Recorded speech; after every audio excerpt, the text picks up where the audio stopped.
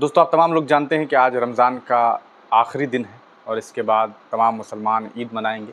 ऐसे में मुसलमानों के ज़हन में एक शख्स जो हैं वो बार-बार आ रहे होंगे और वो है मुफ्ती सलमान अज़हरी साहब। मुफ्ती सलमान अज़हरी साहब के ऊपर पासा कानून इम्पोज़ किया गया हुआ है और इसकी वजह से वो जेल में क़ैद हैं वडोदरा में। और तमाम लोगों की ये ख्वाहिश थी और कहीं न कहीं ऐसी ख़बरें भी जो हैं सोशल मीडिया पे चलाई गई थी कि मुफ्ती सलमान अज़हरी साहब को रिहाई जो है वो ईद से पहले मिल जाएगी।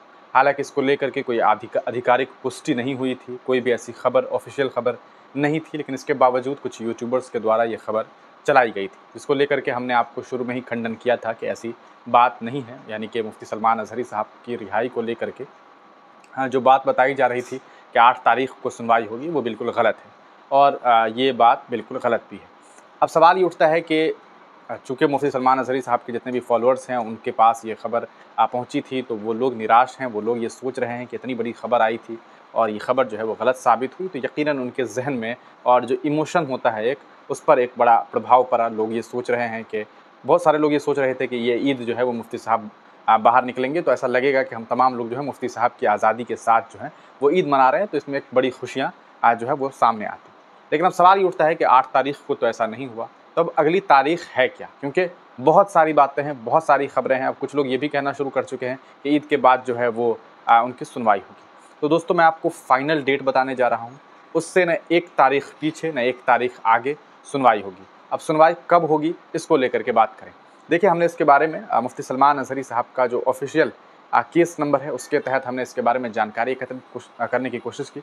हमने गुजरात हाई कोर्ट की वेबसाइट को विज़िट किया और वहाँ से इसके बारे में तमाम जानकारी जो है वो हमने निकाली है। आप तमाम लोगों को बता दें दोस्तों कि मुफ्ती सलमान अज़हरी साहब जो हैं, उनके जो वकील साहब हैं वो मोहम्मद आफ़ताब हुसैन अंसारी साहब हैं। आफ़ताब हुसैन अंसारी साहब जो हैं वो मुफ्ती सलमान अज़हरी के लिए केस लड़ रहे हैं और अगली तारीख़ नोट कर लीजिए 22 अप्रैल है, यानी कि ईद के एग्जैक्ट 11 दिनों के बाद मुफ्ती सलमान अज़हरी साहब के मामले में सुनवाई होने वाली है। उससे पहले कोई कितना भी कह दे कि सुनवाई होगी और सुनवाई होने वाली है, वो बिल्कुल ही गलत है, निराधार है। उसको लेकर के कोई ख़बर सामने नहीं आई है।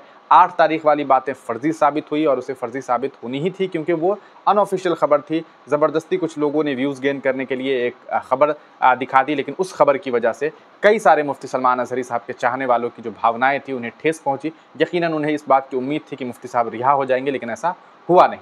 तो अब अगली डेट जो है, अब आप सोच रहे होंगे कि मैं इतना कॉन्फिडेंटली आपको कैसे बता रहा हूँ, तो आप स्क्रीन पर एक तस्वीर देखिए। ये मुफ्ती सलमान अज़हरी साहब की नेक्स्ट हियरिंग डेट है। 23 अप्रैल को सुनवाई नहीं होनी है, 22 अप्रैल को सुनवाई होनी है। आप उससे पहले देख सकते हैं कि 18 मार्च को इस मामले में सुनवाई हुई थी और उसके बाद अगली तारीख़ उसी दिन इसके बारे में जो है तारीख़ दे दी गई थी कि 22 अप्रैल को हुई। दोस्तों, आप तमाम लोगों को एक बात बता दूं, जो तारीख़ अदालत के द्वारा दे दी जाती है उससे पीछे नहीं किया जा सकता है। इसलिए ये कह देना कि नहीं 15 तारीख़ को सुनवाई होगी या 14 तारीख़ को सुनवाई होगी, वो बिल्कुल ही गलत है। मुफ्ती सलमान अज़हरी साहब की अगली सुनवाई 22 तारीख़ को होने वाली है। अब सवाल ये उठता है कि इनके जो वकील हैं आफ़ताब साहब, क्या उस दिन मुफ्ती सलमान अज़हरी साहब को रिहाई मिल जाएगी? दूसरी बात, क्या मुफ्ती सलमान अज़हरी साहब उस दिन अदालत में पेश होंगे? ऐसा नहीं होगा। ये एक ऐसा मामला है जिस मामले में ऐसा तो है नहीं कि मुफ्ती साहब के बेल के लिए हम लड़ाई लड़ रहे हैं, यानी कि वकील जो हैं बेल दिलवाना चाह रहे हैं। मुफ्ती सलमान अज़हरी साहब को असल में उनका जो मामला है वो पासा एक्ट को हटाने की बात है, उसे स्टे करने की बात है कि भैया आपने उनके ऊपर जो आरोप तय किया है पासा एक्ट के तहत वो बिल्कुल भी सही नहीं है और उसे हटाने के लिए ये जो है इस ऑर्डर को कहा सकता है, ये जो मामला है वो कोर्ट में पहुंचा है। अब सवाल ये उठता है कि क्या मुफ्ती सलमान अज़हरी साहब अदालत में पेश होंगे?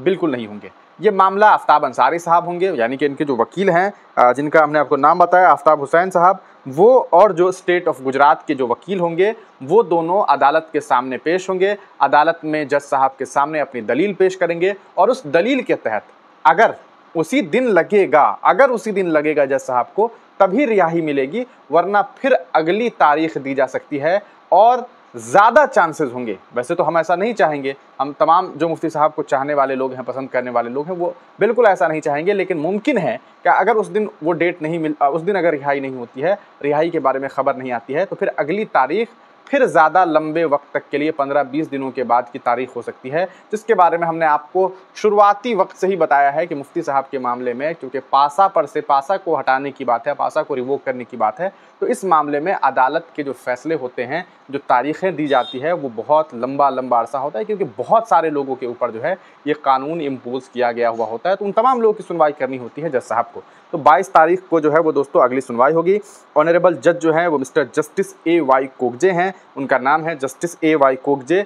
जो है इनकी तमाम दलीलों को, इनके वकीलों की दलीलों को सुनेंगे और उसके बाद अगर इन्हें लगेगा जस्टिस A.Y. कोगजे को कि इनको रिहा किया जा सकता है, तभी मुफ्ती सलमान अजहरी साहब को जो है वो इस पूरे मामले में रिहाई दी जाएगी। आपको दोस्तों हम बता दें कि इस पूरे मामले में मुफ्ती सलमान अजहरी साहब की रिहाई के लिए जो है वो 5 मार्च को ही जो है वो कोर्ट में ये लोग, इनके जो वकील है वो पहुंच गए थे। फाइलिंग डेट हुई थी, उसी दिन केस को जो है वो फाइल किया गया था। तो ये पूरा का पूरा मामला है। आप इस बात को बिल्कुल समझ लीजिए कि इस मामले में जस्टिस A.Y. कोगजे जो हैं वो पूरी तरीके से इस मामले को सुनेंगे और उसके बाद ही, और एक जज जो हैं जस्टिस समर जे दावे करके है, वो भी इस मामले को सुन रहे हैं। तो ये पूरा का पूरा मामला है। स्टे लगाने की बात है मुफ्ती सलमान अजहरी के ऊपर जो कानून इम्पोज किया गया हुआ उस पर स्टे लगाने की बात है। तो अगर ये स्टे लग जाती है तब मुफ्ती सलमान अजहरी साहब रिहा हो जाएंगे। तो अब आप समझ लीजिए कि उनकी ईद जो है वो जेल में ही गुजरने वाली है। पिछली वीडियो में हमने आपको बता दिया था कि मुफ्ती साहब के लिए जेल में क्या कुछ हालात हैं, कैसे वो वहाँ पर रह रहे हैं, कितनी जो है सुविधाएं उन्हें मिल रही है, वो तमाम तरीके से मैं आपको बता दूं। ओवरऑल जो बातें हैं वो ये कि मुफ्ती साहब जेल में ठीक ठाक है अल्हम्दुलिल्लाह से, और वो वहाँ पर महफूज हैं, लोगों के बीच हैं, बहुत सारे मुसलमान वहाँ पर हैं। उन तमाम लोगों के बीच में रह करके वो तबलीग का भी काम कर रहे हैं, उन्हें दीनी तालीम भी दे रहे हैं। उनकी ज़िंदगी में जो बुराइयाँ थी उन्हें ख़त्म करने की पुरज़ोर कोशिशें भी उनके द्वारा जो है वो की जा रही है। तो तमाम कोशिशें उनके द्वारा की जा रही है। कहा जा सकता है कि वो जहाँ हैं वहाँ भी अपने हिस्से का काम कर रहे हैं। तब आप तमाम लोगों के हिस्से का काम ये है कि उनके लिए दुआ कीजिए, ज़्यादा से ज़्यादा दुआ कीजिए, ताकि उनके लिए आसानी का मामला हो। जो जज साहब हैं उन्हें इस बात को समझने में आसानी हो कि किस तरह से मुफ्ती सलमान अजहरी साहब जैसी शख्सियत जो हमेशा से जो है दीनी तालीम देते हैं, कभी उन्होंने देश विरोधी कोई बातें नहीं की, उनके ऊपर पासा इम्पोज किया गया। और सीधे मैं आपको बता दूं दोस्तों कि इनके ऊपर जो आरोप तय किए गए हुए हैं वो है डेंजरस पर्सन का, यानी कि खूंखार व्यक्ति के तौर पर जो है इनके ऊपर आरोप तय किए गए हुए हैं और इसी आरोप के तहत मुफ्ती सलमान अजहरी साहब को गिरफ्तार किया गया हुआ है। तो अब अगली सुनवाई जो है वो हम आपको बता दें 22 तारीख को होने वाली है। 22 अप्रैल 2024 को उसी दिन इस पूरे मामले की सुनवाई होगी। तब जाकर के अदालत में जो कुछ फैसला होगा वो आप तक पहुंचेगा। इस बीच अगर कोई और नई खबर सामने आती है, कुछ नए अपडेट्स आते हैं, तो वो हम आप तक साझा करेंगे। तब तक ये दीजिए इजाज़त, फिर मिलेंगे किसी नई वीडियो के साथ, किसी नई पेशकश के साथ। आप तमाम लोग चैनल से जुड़े रहिएगा। इस वीडियो को ज़्यादा से ज़्यादा शेयर कीजिएगा ताकि मुफ्ती साहब के जितने भी चाहने वाले हैं उन तक जो सही खबर है, जो बिल्कुल कहा सकता है प्रूफ के साथ हमने आपको दिखाई है, वो उन तक पहुँच सके, ताकि वो लोग जो परेशान हाल हैं, जो ये सोच रहे हैं कि कब क्या होगा, उन्हें तमाम जानकारी मिल जाए और वो सुकून से जो है अपना वक्त गुजार सके। आप तमाम लोगों का वीडियो देखने के लिए बहुत बहुत शुक्रिया।